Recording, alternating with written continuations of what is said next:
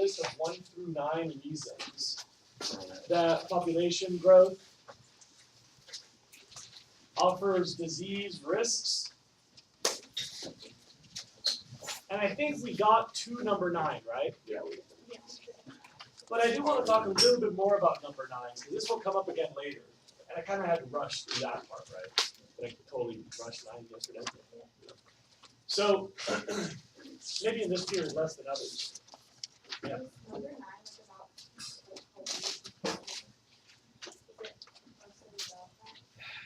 Not necessarily, but it might be a factor. So this is the part where I need to clarify number 9. I mean, 1 through 8, I think, are mostly in contagion. There's zoonotic disease, there's crowding, there's urban vectors. So,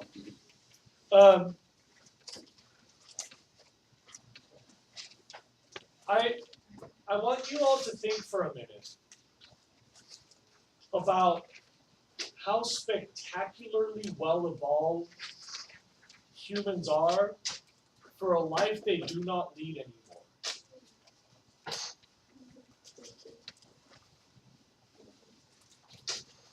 In physical anthropology, there's this concept called the EEA that stands for the Environment of Evolutionary Adaptiveness. In other words, what was the world like when humans were evolving?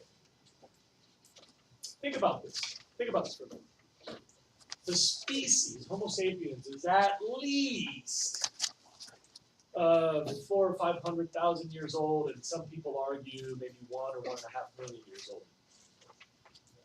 Hominids, like the Homo group of the primates, those go back probably 4 or 5 million years, fudge around some numbers, who knows? I'm being conservative for the sake of conversation. And if you think about the large primates, we probably go back like, maybe as much as 10 million years or further. Imagine the life you would have lived in that period in time. I mean, really think about this for a second. This is kind of mind-boggling. I think it's a critical issue. You had very minimal physical protections from the environment. Maybe some really rudimentary layers, but that would probably be it. You lived almost entirely outdoors, like the way you see a chimpanzee just sitting out there in the rain.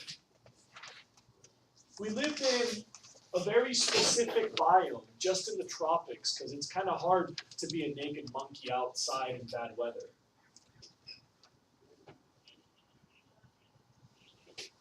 You were hunter-gatherers, but mostly gatherers. It's believed that early humans and pre-human hominids probably gathered almost all of their meat, not really hunting with weapons like you think of. Maybe, like chasing and jumping on a rabbit, or maybe eating a wounded bird. But most of the meat that you ate, you picked up off the ground. It was already dead. And you didn't eat that much meat. Your diet consisted of probably less than 100 ingredients from birth to death.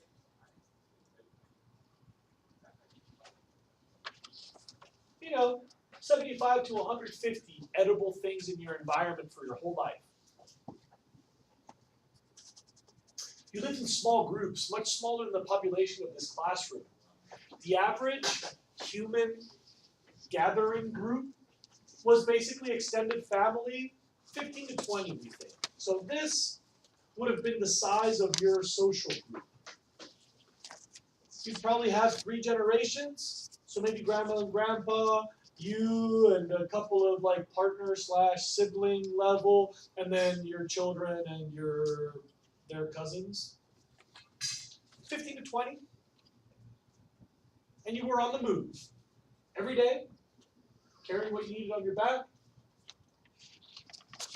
Think about that life. If you want to visualize like what that day-to-day is like, watch a pack of wild dogs. You probably don't have those in your neighborhood. But like the next time you go to visit Argentina or Mexico, keep your eyes open. For a little pack of wild dogs, that's what a human society would have been like. Pretty skinny, moving fast, kind of skittish, scared of each other. Eating when they find stuff and getting all beat up and scabbed and dying fast. Super dirty. That's humans. You're perfectly evolved for that. You can go a long time without food and water. You have a spectacular immune system that helps you recover from injuries. You fix broken bones. Your skin heals. You have a really tough, fancy skin. You got really good eyes, so you can see the humans far away and like try to avoid them. You have a lot of ability to detect lies and mischief. You can tell if someone is smiling from more than 100 yards away. That's kind of unique, right? You're evolved for that. That's what you're made for. Here's what you're not made for. Where we live now. You're a fish out of water now. Think about the difference. In your lifetime in the evolutionary environment, you would encounter from birth until death as few as 500 and certainly no more than a couple thousand humans in your life. You'd never be cooped up in an elevator with them coughing on you. You would never recycle the air like in an airplane with like a little tiny crappy HEPA filter. You would never do the doorknob thing. I mean, think about today. You're going to share germs with 3,000 strangers before you leave campus at 2. Think about a high school student who has to go from here to London in a day. 2,000 kids. Get on a shuttle or a bus or maybe drive down to LAX, another 10,000 strangers coughing on each other, touching the same doorknobs. Then you get on an airplane and you're like basically breathing in each other's buttholes and stuff. Then you get off the plane at Heathrow Airport. Is it Heathrow? And you got another 10,000 random strangers rubbing it in your face. And then you do something else the next day. Think about the number of ingredients that will enter your body today. Like all that stuff in your quote unquote food, like you're just not made to handle that. Think about all the pharmaceutical magic, the chemical cesspool that is your bloodstream. Like, you don't have to be specific. How many of you take one medicine regularly? How many of you take more than one medicine regularly? I don't care, that's normal. A lot of people do. My mother-in-law, I think she's probably taking like 6 to 10 things regularly. Not to mention all the mystery supplements and multivitamins and whatever else she takes. None of that, your body's not built for that. So number 9, what I wanted to say but couldn't quite say it right, is there's a theory, and it's just a theory, not a scientific fact, but a pretty strong theory in my opinion, that our immune systems are simply overwhelmed. You are overrun with novelty. You're outnumbered. Your immune system is really good at a life you don't live. And we have put your fish out of the water. We have taken you from a lifestyle that you were perfectly evolved for, and we are throwing you into this cacophony of challenges to your immune system. A lot of people argue that's why the first world has so many allergies now. It's like getting thrown into the middle of a riot. You can't tell if it's good or bad, so you start throwing punches. That's your immune system. Good job throwing punches, beautiful, yes. I mean, think about it, like, You know, like Chris Rock has a joke. You know, starving people ain't allergic to anything. But you come to the United States and people are like, "Oh no, I'm allergic to that now." So you really just ate that last week? Oh yeah, I'm allergic. And some of those are like a make-believe cultural chaos of like food reductionism that I think is like despicable and obscene. But separately from that, there's also like clinically diagnosed rise in allergy in the first world, in the most developed parts of the world. And that might be because our bodies are just kind of like freaking out. They're like an innocent person in a riot. Like, I don't know. So eventually we have like allergies and everything.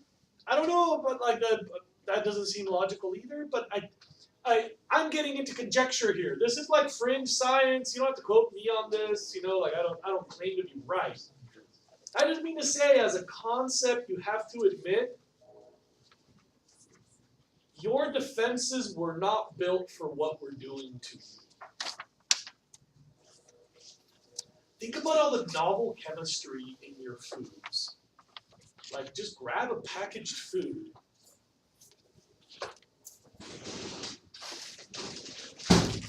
In the evolutionary landscape, secret stash. You can see I've been taxing it pretty heavily. In the evolutionary environment, I'm pretty sure there was no corn syrup, no processed sugar, no gelatin. Citric acid may have been an ingredient in citrus, but it wasn't processed in a laboratory. There was no concentrated apple juice. I don't know what sodium citrate is. Natural and artificial flavors, if you unpack that, that's dozens of mystery ingredients that I can't imagine were ever in our natural food stream. Coconut oil, maybe as a part of coconut. Black carrot juice, maybe. Beta-carotene, probably as a part of food. Spirulina, maybe stuck on something. Turmeric, for some human living somewhere, I suppose. But that was not like 15 ingredients or 20 ingredients that you would eat in passing as part of 1,000 in your total day. And when I think about packaged food, your body must be like, what the hell is going on? You know, your body has to be really picky, but there's just too much stuff going in. Imagine, you've got like one bouncer at the door, and there's like 10,000 people just pushing through. That's how I view our bodies today. Like, some bad stuff has to get in there. Okay.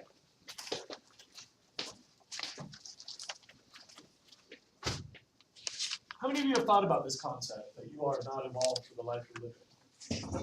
I'm fascinated by that. You know, backpackers always talk about like how they get into Zen mode when they're just out walking. Like, of course, because that's what you were built for. Like, it's like putting a fish back in the water. It's like, oh look, it's swimming. Weird. Like when you get a human doing the hunter-gatherer thing, like things click. It's nice. I think that's why I like to hunt, actually. Because like my brain gets all like But like after we kind of evolved or adapted to this environment, if we went back to when it was 60 million, It sure would. But don't forget that evolution and adaptation is a many generational thing. For an organism as complex as us, that takes a long, long time. And many people argue that we're not actually evolving in the traditional mathematical sense because reproductive success in our species isn't really linked to what you would consider success in your life, right?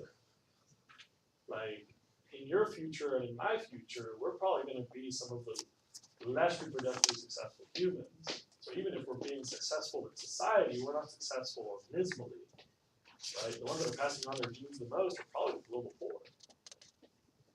So what are we actually evolving to?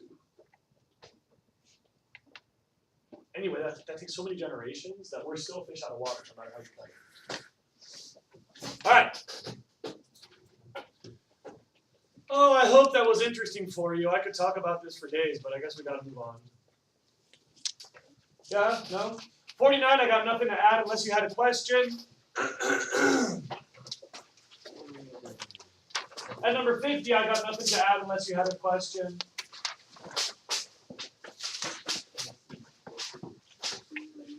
How many of you have gummy bears on the mind right now? Yeah. How many of you have a big stash of gummy bears you can go eat as soon as you want? Yeah. Okay. I win, you lose.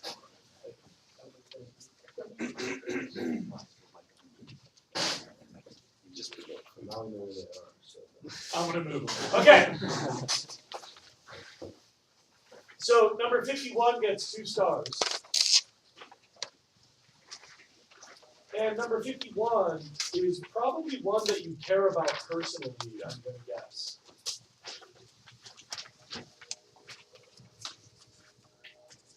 Uh-oh, y'all are contagious. Nobody knows why. Have we done this? Have we done this conversation? You know that if you see the photograph of someone yawning, just their eyes when they're yawning, not only can you tell that they were yawning, but it makes you more likely to yawn. Even the word yawn. If I just say the word yawn, you're more likely to yawn.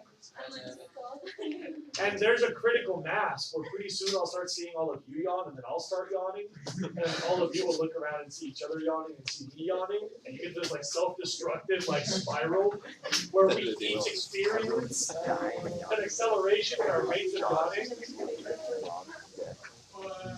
Like all hyping off to the side. It's like,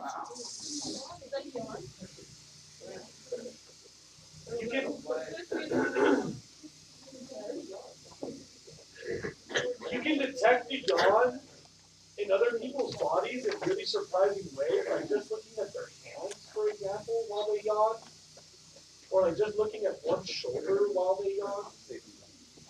It's so weird how we attach that word to like our actions. It's not called a yawn anywhere else, but still that word. Why is it contagious? And I really thought about that. Why does that happen? It's a mystery. What is yawning like? We all didn't drink more. Yawning is a stretch of your diaphragm. Yeah, it does. It's stretching, like any other stretch that you do. So there's muscles that are basically doing this all the time, and you're going like a little stretch on them, it's like any other stretch. Like people who do yoga love yawning, and like people who are like super tense and sickly and dying usually hate yawning. Yeah. yeah, I was because like I just yawn before races and stuff that it's like your body's trying to bring in more air often, and that's sometimes why you'll yawn over and over or something because your body's just like bringing in oxygen as fast as possible. I believe that, yeah. The contagiousness of yawning is apparently a social cue. So if one of you doesn't trust me, you're less likely to yawn in response to me. Well, No, really, like, I can tell how you feel about me by measuring your rate of yawn sympathy. So we're cool, bro. I love you too. And Kiara, I never trusted you either. It's fine. Okay. So number 51 is the one that all the students, I think, are interested in. How we change our population patterns. Your book had 3 things, and I want to talk about all 3 of them because there's details for each of them. So if you could please look up, there's the age of first childbearing, birth control, and national level. Those are the 1, 2, 3 that you would have needed from your book. I want to talk about all 3.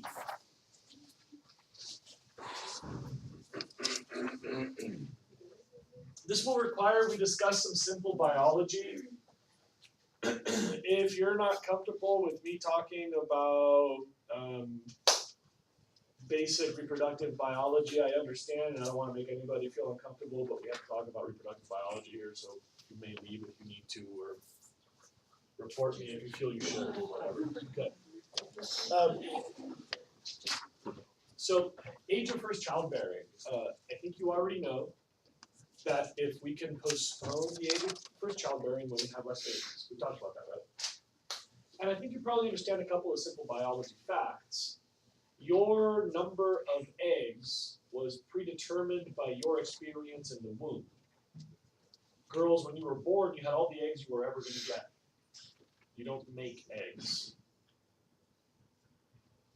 And so, at some point, your body starts dropping them. And then at some point, you run out. And technically, you don't run out. You just stop dropping them.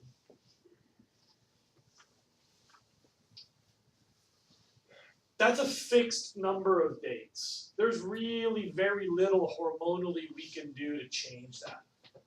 Very little. Once the ball starts rolling, it's pretty much impossible to stop it. It's very, very challenging. And once your body basically dries up, it's really, really tricky to manipulate that. Now, your reproductive life is fixed. From the moment you start ovulating until the moment you stop. That's all the babies you're going to have, whatever you can squeeze in there. But in that time, a reproductive event is way more likely to succeed when you're young than it is when you're old. Nowadays, they classify women in their late 30s as high-risk pregnancies. High risk. Does that mean like the baby's not going to survive? Like either the mother's welfare or the baby's birth success are suffering. I think it's 37 now that they call that line. Do you have any info on this? Okay. I mean, I thought maybe you heard something around the house from mom does this, right? Okay, fine. Better that way, of course. Just let it happen by accident. Okay. Now, the funny thing is, girls, I think you've probably heard this. In those first few couple of years, you are at your peak of fertility. You walk within 100 yards of a single sperm and you're probably pregnant. On the other hand, when you start hitting like your mid-30s, like, you might need to try. And you know, by like your late 30s, early 40s, for most women, like, there's a lot of stumbles in the process. Your success rate really drops from a couple years ago until a couple years in the future. So if we can just keep you away from that sperm for those earliest years, by the time we let you loose in your 30s, who cares? Your odds of having children are low no matter how much you try, so it's not really like peak fertility anymore, whatever. Postponing the age of first childbearing really reduces the number. At your age, if you were unprotectedly sexually active, you would probably get pregnant every 9.5 months or so. So all we gotta do is keep you away from the sperm. We could include you in public school. We could give you access to continuing education, or let you enter the workforce, or let you enter the military, or get you into anything where a social network keeps you away from the sperm. And so the age of first childbearing is, first of all, super critical. Second of all, the most successful. Just so you know, globally, nothing has more impact than what we're doing here, keeping you distracted. And this is why human population will pretty clearly drop out at 9 billion. Here's how we figured that out. Like, the math equation is built on, everybody asks me, like, how do they know it's 9 billion? Well, we figure that's probably going to be the population when most women have opportunities to postpone the age of their first childbearing on average. We'll reach 2 children per woman as a global average, and then we'll get to flat out population, about 9 billion. Yeah? Think it will drop. It's a good question. I mean, it seems reasonable. The separate question is, will development stay at that level forever? If development stays at that level forever, I think you could assume yes. It would drop. Separately, the downer people that are looking at environmental issues say we can't keep development growing forever. That poverty will probably be declined at some point, and when it does, so will population. Make sense? So age of first childbearing.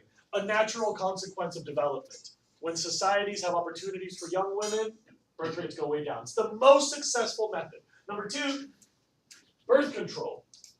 And when we talk about birth control, all of you are thinking about the sort of birth control that you hopefully know you have access to. You've got access to the high-tech stuff, 99.9% effectiveness. Condoms, birth control, intrauterine devices. That stuff, super effective. Almost, not exactly, but almost 100%. But I want to remind you that globally, when we talk about birth control, we usually do not mean condoms, birth control pills, and IUDs. Globally, we can get, please look up, 80 or 90% of that with really simple, non-technical solutions. Like a lot of women, of the desired outcome. So 80-90% of the effectiveness. It's not like we're going to allow a woman to control the outcome of every reproductive event. But you can get to like 80 or 90% with like a fertility map so that you know which days of the month you are most fertile. There's like tactile tests that I could get into, but probably don't want to. There's like scheduling, like when in relation to your period you're most likely to ovulate or not ovulate. Here's an interesting one. Do you realize that if a breastfeeding mother nurses pretty regularly throughout the day, like every 6 hours or so, most women will not ovulate during that regular breastfeeding? So one of the most simple, successful global birth control strategies is to just encourage women to breastfeed in the middle of the night. Because if you keep the breastfeeding spaced pretty tightly, not 100%, not everyone, but a lot of women won't ovulate during the regular breastfeeding window. When my daughter was breastfeeding regularly, like she would breastfeed once in the middle of the night, we all sleep in one bed. So my wife in her sleep would nurse our daughter without even knowing. My daughter would just wake up and kind of like, get in there. Because my daughter would nurse in the middle of the night, my wife didn't really start to ovulate for something like 2 years or so. Until my daughter started sleeping through the night, my wife didn't start to ovulate again until my daughter started sleeping through that nighttime feeding. This is what I mean by birth control. It's not 100% high technology. A lot of this is just really simple educational outreach stuff. So what if you also have kids like less than 2 years apart? What? If you like did that, you wouldn't be able to have kids less than 2 years apart. We in the modern world have other ways to manipulate that. So if you really want to breastfeed at least, less than 6 hour spacing for more than 2 years and still have more babies, you can. We can pretty much make anything happen. Wait, so you have to be breastfeeding for 2 years, or you just, because she was breastfeeding? Alright, so let me see if I can clarify this. Your body doesn't want to make another baby when you're still responsible for the last one. Okay? Your body's not very smart, it doesn't know. So if you're not breastfeeding, your body's like, well, no other baby's around, go for it. You start to ovulate right away. Many women will ovulate right after they give birth, within a month. Breastfeeding for many women, if it's regular, will postpone that ovulation. Has to be regular though. So when the baby starts to sleep through the night, you've got more than 6 hours between the feedings. At that point, your body's like, oh, no baby around, and it'll. Because breastfeeding releases a hormone that inhibits ovulation. Makes sense? Next. There's this thing about national level programs. Like, what can a country do if it's the whole country? And I have to give you a really specific and important famous example. The term for you is theocratic inclusion. You may want to write that down. Theocrats are religious leaders. theocratic inclusion.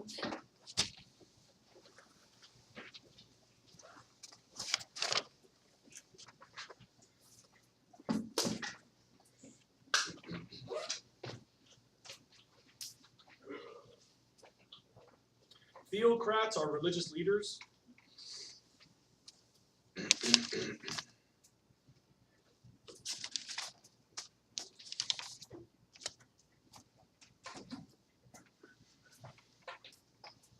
And the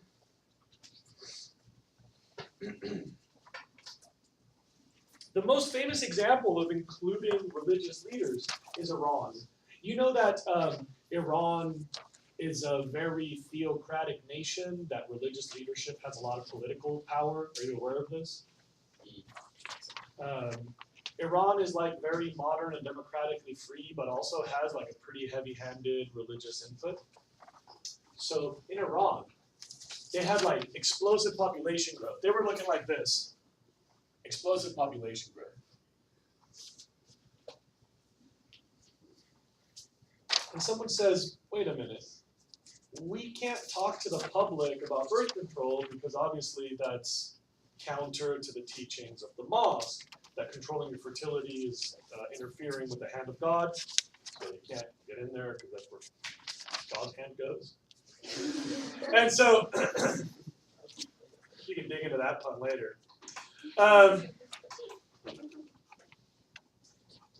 And so, what they did in Iran is they had a big meeting. They called all the mullahs. Do you guys know what a mullah is? It's like the person who interprets the Quran, sort of like a bishop, like a cardinal. They look at the Bible, at their equivalent of the Bible, the Quran, and they go, "Okay, everybody, we should talk about this issue because they give you guidance based on the Quran." Okay, and they had this big meeting with all the mullahs, and they said every Muslim is supposed to stick up for their fellow Muslims. That's a fact. Like if you're a Muslim and you walk up to another Muslim and you say, "I need food," they'll feed you. Like Muslims stick up for each other. And so they call